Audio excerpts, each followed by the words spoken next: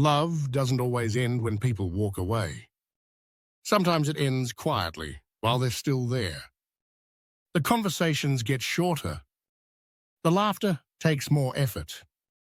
And one day, you realize you're holding on to what used to be, not what is. But here's the truth. Love isn't meant to stay the same forever.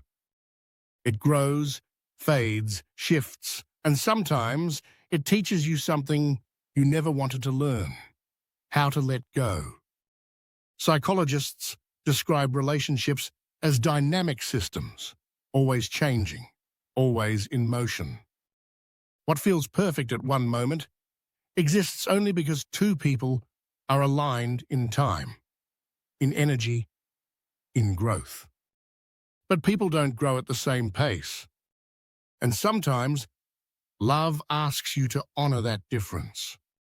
We think of letting go as failure, as if walking away means love didn't work. But that's not true. Love doesn't have to last forever to be real. It just has to change you. When you meet someone who matters, your brain releases a surge of chemicals: dopamine, oxytocin, serotonin, a perfect neurochemical storm of connection. You feel alive, understood, complete. But over time, those levels return to normal. The high fades and reality steps in. That's when love becomes less about emotion and more about choice. Many people confuse that transition with loss.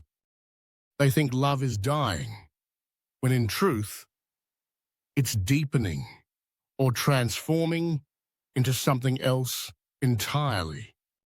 But when that growth no longer happens together, love's final lesson begins: the art of letting go.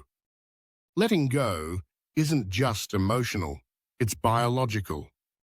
When you love someone deeply, your brain rewires itself around them. You create what neuroscientists call a neural attachment pattern, a mental map that links your sense of safety, comfort, and identity to that person. That's why even thinking about losing them feels like physical pain. In MRI studies, heartbreak activates the same brain regions as withdrawal from addictive substances, especially the ventral tegmental area, which is rich in dopamine neurons.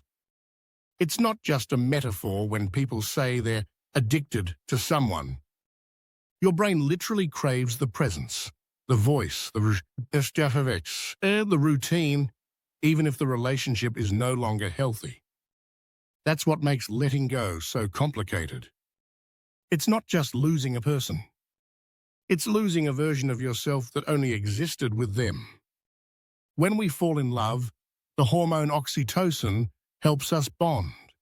It lowers stress, builds trust, and strengthens emotional memory. But when the bond breaks, those same memories turn into triggers.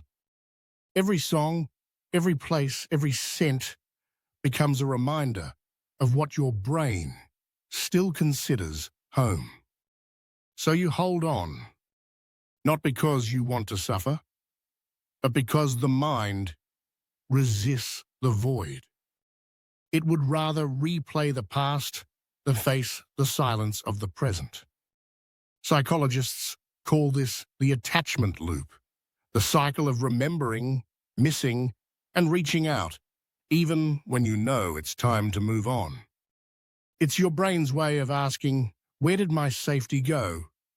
But here's the paradox.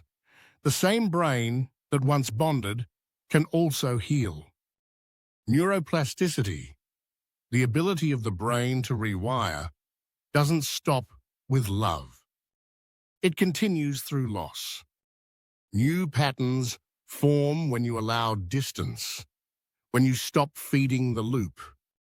Every day you resist the urge to go back. The attachment weakens.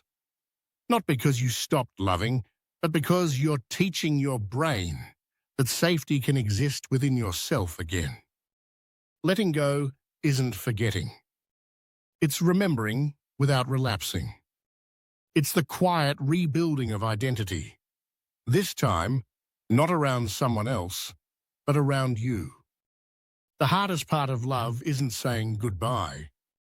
It's learning to keep your heart open after you do. Letting go doesn't mean erasing the past. It means releasing the need for it to be different. It's the quiet acceptance that some stories don't get closure. They just stop mid-sentence.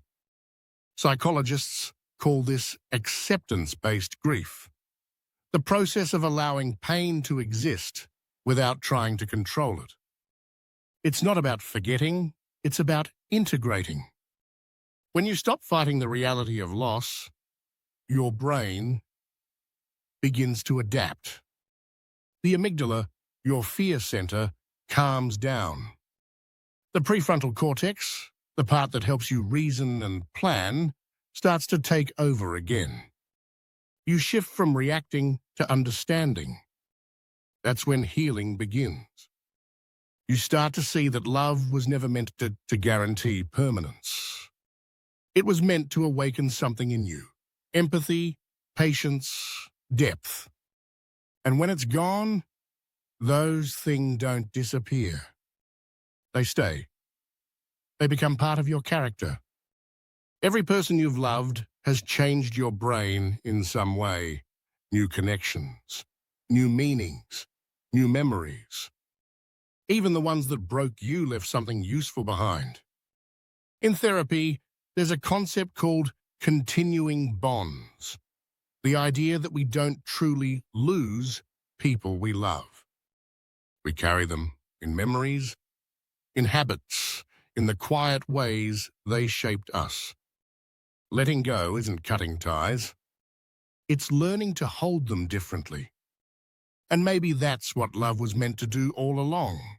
To teach us not possession, but presence. Not permanence, but appreciation. Because the truth is, you never really lose love. You just outgrow its form. And in that space, something softer takes root.